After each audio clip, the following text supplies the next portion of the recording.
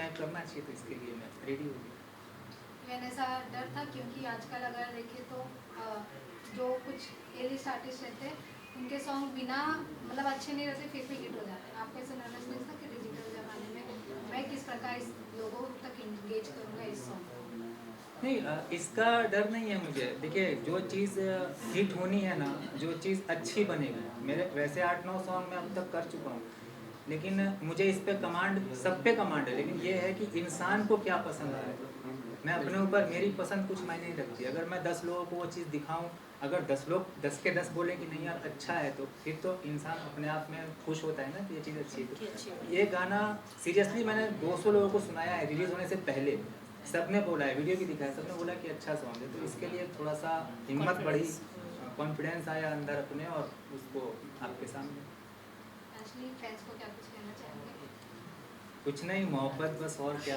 और प्यार दीजिए, प्यार दीजिए, दुलार प्यार दीजिए, चाहिए, और ताकि दोबारा हम और भी बना सकें। आप अगर कहेंगे तो नेक्स्ट हम तैयारी करेंगे। We are coming with Hasrat 2। Sir एक सवाल था कि जैसे अभी आप जानते हैं कि नए नए जनरेशन आ ही रही है ऑलरेडी, तो यहाँ पे किसी के इतना टाइम नहीं है कि किसी एक के साथ में हम लोग कंटिन्यूटी करें। जैसे मैम ने बताया कि पहले का जब बहुत अच्छा होता था, लॉन्ग टाइम चलता था, एक ही के साथ में रिलेशन रखते थे। यहाँ पे तो हर 2-3 महीने में चेंज हो रहे हैं। तो आपको क्या लगता है, ये आपके सॉन्ग लाने के बाद में इससे क्या असर पड़ सकता है कि कोई लॉन्ग टाइम रिलेशनशिप रखे, या फिर सोचे कि मूव ऑन हो जाए? ये दिल की बात है भाई। दिल की बात है, अगर दिल का आपके मामला है। अंदर ऐसा है नज़रिया, आज भी हैं ऐसे लोग कि जो मतलब अपने लव को पार्ट टाइम नहीं समझते, वो उसी पे डिपेंड है कि यही चाहिए, बाकी कोई दूसरा चाहिए ही नहीं। वो मर जाएंगे, रोते रहेंगे, रखते रहेंगे, दूसरे को हाथ नहीं लगाएंगे। तो वो अपने दिल की कहानी है, वो मैं नहीं डिसाइड कर सकता या आप नहीं डिसाइड कर मैं सकते। ये पूछ रहा था कि आपको ऐसा लगता है कि आपके इस सॉन्ग से वैसा असर होगा? हो सकता है, हो सकता है। अगर दिल देखो, उनका अगर है देखा जाए तो पहले के ज़माने में, या जो हमारे पेरेंट्स हैं, जो हमारे एल्डर्स हैं, तो पहले शादियां एक होती थी और लंबे टाइम तक चलाते थे, चाहे उनका बॉन्डिंग जैसा भी हो, पहले तो निभाते थे। अब आजकल देखा जाए तो जनरेशन काफ़ी अभी चेंज हो गया है। बहुत ज़्यादा डिवोर्स मिलेगा देखने को। शादी भी, प्यार भी होता है, डिवोर्स भी हो जाते हैं बच्चे होने के बाद भी। पहले क्या होता था, पहले जो हमारे माँ बाप, चाहे झगड़ा दोनों के बीच में कितना भी हो, पेरेंट्स के बीच में, लेकिन वो लोग साथ रहते थे, एक बॉन्डिंग स्ट्रॉन्ग करके रहते थे। तो मुझे लगता है कि जो जिसकी जो फीलिंग है, ये गाना उसके लिए है, जो उस इसको फील कर सकता है, जो उस कैटेगरी में है, जो इसको मतलब उस फेज से जो गुजर रहा हो और जो इसको फील कर सके। क्योंकि आजकल तो प्यार मुझे लगता है कि बहुत कम रह गया है इस टाइप का, कि एक लंबे टाइम तक आप बॉन्डिंग बना के रख सको लाइफ टाइम। सो कोई रखता नहीं रिलेशन एक और दूसरे मुझे से। लगता है कि जो हमारे एल्डर्स, जो हमारे बुजुर्ग बना कर गए हैं, जो बना रहे हैं, वही घूम फिर कर आएगा, वही चलेगा। ये जो थोड़े टाइम के लिए, शॉर्ट टाइम के लिए जो अभी चल रहा है, वो धीरे धीरे मुझे लगता है ख़त्म हो जाएगा। क्योंकि घूम फिर कर आपने देखा होगा कि कोई भी ट्रेंडिंग में आते हैं या कोई भी फैशन में आते हैं, तो घूम फिर के वापस पुराने में ही जाते हैं। कुछ टाइम के लिए नया रहता है, फिर वापस हम पुराने में जाते हैं, पुराने को ही कुछ करके मोटिवेट करके कुछ हम करके फिर उसी में आते हैं। तो ये जो प्यार मोहब्बत का भी चल रहा है थोड़े टाइम वाला, वो ख़त्म हो जाएगा, वापस हम जो गाना अभी किए हैं उसी पे आएगा। तो ये एक अच्छा मैसेज है, एक जो हमारे एज के यंगर्स हैं उनके लिए, कि ज़्यादा इधर उधर कुछ करने से होता नहीं है। अपने काम पे फोकस करो और एक किसी को चुनो अपना लाइफ पार्टनर जो अच्छा हो। Well, so that was a very justified response. Thank you so much. I guess the press have been satisfied with the answers. Thank you so much for being with us. That was a very lovely conversation with all of you. Thank you so much. प्यारा गाना आप लोग ने लेके आया है सामने, बहुत ही बेहतरीन कंटेंट सामने लेके आए हैं आप लोग। क्या कुछ कहना चाहेंगे, कितनी मशक्कत मेहनत लगी इसके पीछे, और कितनी सारी जर्नी जो पार्ट रही है इस ब्यूटीफुल कंटेंट के पीछे? क्या कुछ कहना है, सबसे एक करके जाना चाहेंगे? सबसे पहले मैं आप सभी को थैंक यू बोलना चाहूँगी। नमस्ते, प्रणाम। मैं आयुषी तिवारी आप लोगों को बहुत बहुत धन्यवाद देती हूँ जो इस गाने को इतना प्यार दे रहे हैं आप लोग, और इतने बहुत फास्ट इसका व्यूज़ जा रहा है यूट्यूब पे, वो देख के मुझे बहुत खुशी हो रही है। हम लोगों ने बहुत मेहनत किया है इस गाने के लिए, अपना 100% दिया है, मेहनत किया है, और बाकी आप लोगों का प्यार है। मैं सिर्फ यही कहूँगा कि एज ए राइटर मैंने कोशिश की थी कि अच्छा हो, अच्छा हो, अच्छा हो। नसीब से ये सागर भाई म्यूज़िक, जो आप म्यूज़िक सुन रहे हो, वो म्यूज़िक सागर भाई ने बनाया, और गाना लिखा। बहुत लिखने में कम वक्त गया, लेकिन जब वो बन के आया तो इतना अच्छा लगा कि हमने कहा कि अब शूट जब करेंगे तो बहुत अच्छा करेंगे। और नसीब से हमारे भाई हरमन भाई ने आवाज़ दी गाने को और मिल गई आयुषी जी, तो इनके साथ काम भी हो गया। फाइनली आपके सामने प्रोडक्ट बन के रखा हुआ है, आप तैयार देखा आपने, लोगों ने बहुत पसंद कर रहे हैं और जो भी गाना देख रहा है वो बोल रहा है कि नहीं बहुत अच्छा है। साथ ही साथ you have been a part of the song, एकदम फीचर जो मेन कहा जाता है उसमें, कितना वो जो इमोशंस को कनेक्ट करना जो रहता है, how it has been for you? थोड़ा सा सैड जॉनरा जा रहा था, तो how did you play the switches?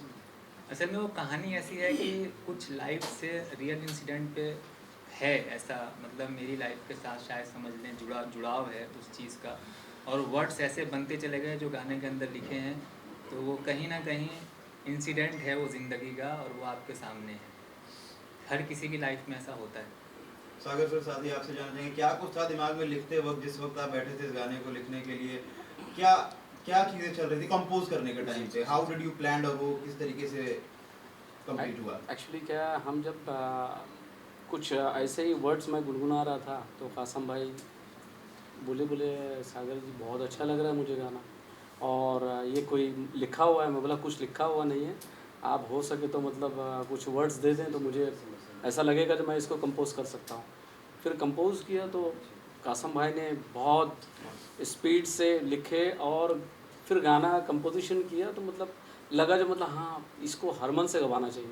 तो फिर हरमन को बुलाया और जिस दिन गाना गवाया तो उस टाइम हम लोग सोचे थे जो मतलब ये सैड रोमांटिक, और आई होप जो मतलब ऐसा लगा जो मतलब ये हमारे जो ऑडियंस हैं उनको अच्छा लगेगा, क्योंकि आज के यूथ सारे परेशान हैं, कोई प्यार में परेशान है, कोई ऐसे ही परेशान है। तो मतलब एक अपग्रेड गाना लेके मैं आया जो मतलब सारे लोगों को पसंद आए, आप लोगों को पसंद आया और ढेर सारे प्यार मिल रहे हैं आप लोगों के, बस इसका ही आभारी हूँ मैं। बहुत बहुत शुक्रिया, आप लोग भी आए और हमें प्यार दिए, थैंक यू वेरी मच। मतलब आपकी आवाज़ और बाकी सारे लोग का जो एक साथ जो मेहनत सामने निकल गई है, उसके बाद से it has already crossed 5 lakhs, moving more and more ahead. What was back in the mind, किस तरीके से चीज़ें आपने एग्जीक्यूट की? फर्स्ट ऑफ ऑल आई से थैंक यू, आप सब आए और आप सब इतना प्यार दे रहे हैं और अच्छे व्यूज़ जा रहे हैं, लिसनिंग अच्छी हो रही है, so I am so thankful to all of you. और मेरी ऑडियंस का, आप सब you are part of this song, so सभी की ऑडियंस मिल रही है और सभी की ऑडियंस इस गाने को अपना प्यार दे रही है। तो मैंने सोचा नहीं था कि मतलब इस हिसाब से गाना ग्रो करेगा, क्योंकि एक स्लो प्रोसेस होता है ये अपना इंडस्ट्री का, म्यूज़िक का थोड़ा सा है कि मतलब एक बोलते हैं ना स्लो पॉइजन, तो स्लो पॉइजन मतलब ग्रेजुअली चढ़ता है, तो I think it's a slow poison, but ये बहुत जल्दी चढ़ रहा है। तो आई एम सो हैप्पी कि ऐसी चीज़ मुझे मिली गाने के लिए, एंड थैंक्स टू सागर भाई, थैंक्स टू कसिम भाई and thanks to Ayushi ji. Thank you.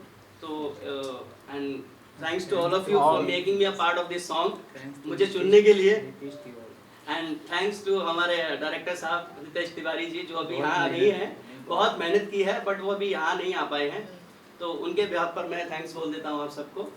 And बहुत मज़ा आ रहा है, मतलब इसका रिव्यू, इसका फीडबैक बहुत अच्छा मिल रहा है, so I think I am so lucky, I am a part of this song.